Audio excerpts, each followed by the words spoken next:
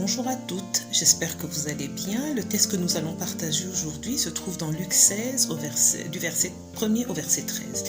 Ce texte nous présente un intendant, un gestionnaire de biens qui est infidèle, qui est filou, qui dissipe les biens de son maître. Et donc ce dernier décide de le mettre à la porte. Mais cet intendant, avec ruse, réussit à faire croire aux débiteurs de son maître, donc à ceux qui devaient de l'argent à son maître, que leur dette est diminuée. Il gagne ainsi la confiance et l'amitié de ces gens, assurant ainsi son avenir, ses lendemains. Quelles sont les leçons que nous pouvons tirer de ce texte aujourd'hui? On voit ici le gestionnaire qui soigne ses relations pour qu'elles lui soient plus utiles plus tard. Et là, le Seigneur déplore donc le fait que, comme cet homme, les personnes du monde savent souvent être beaucoup plus prudents à l'égard de leurs semblables que les enfants de la lumière que nous sommes. Le Seigneur nous invite donc par là, de manière un petit peu détournée, à user de sagesse dans nos rapports les uns avec les autres, et nous avons la grâce d'avoir la sagesse qui vient d'en haut, que le Seigneur donne à tous gratuitement et sans faire de reproches quand on lui demande.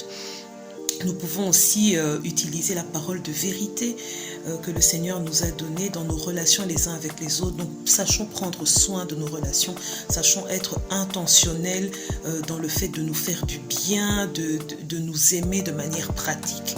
Alors, la deuxième leçon que moi je tire de ce texte, elle est tirée du verset 10. Le Seigneur dit ceci: celui qui est fidèle en peu de choses est aussi fidèle dans ce qui est important. Celui qui est injuste en peu de choses est aussi injuste dans ce qui est important. J'ai envie de dire que la femme sage bâtit sa maison. Avec ce que nous avons, même quand nous avons peu, nous pouvons être fidèles. Nous pouvons, par exemple, économiser. C'est vraiment quelque chose de très pratique, là, savoir faire des petites économies en tant que femme, même quand on n'a pas grand-chose, mais vraiment un petit quelque chose régulièrement, ça va nous aider, ça peut aider à subvenir aux besoins de nos familles. Ou alors pour les plus jeunes, apprendre simplement à faire des économies quand on a fait son premier job d'étudiant, c'est déjà apprendre à savoir gérer correctement son argent, parce que le Seigneur nous dit que si on ne sait pas gérer quand on a peu, on ne va pas nous confier plus pour pouvoir le gérer. Et donc, j'ai envie de dire que même vis-à-vis de l'Église, le Seigneur nous invite certainement par ce passage aussi à savoir être fidèles là où nous sommes, à la place qu'il nous a donnée, dans la position que nous avons en tant que servantes du Seigneur.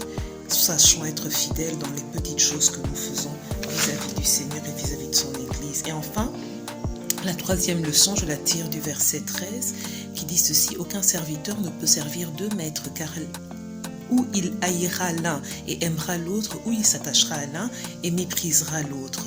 Vous ne pouvez servir Dieu et Mammon.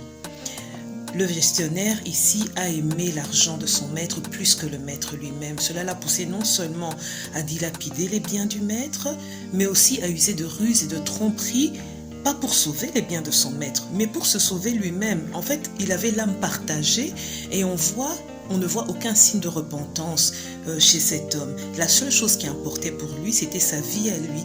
Il servait l'argent du maître plutôt que de servir le maître. Assurons-nous, en nous examinant nous-mêmes régulièrement, que rien, qu'aucun rêve, qu'aucun projet, qu'aucune ambition, qu'aucune passion, qu'aucune activité, même au sein de l'Église, ne prenne jamais la place du Seigneur. Que le Seigneur vous bénisse.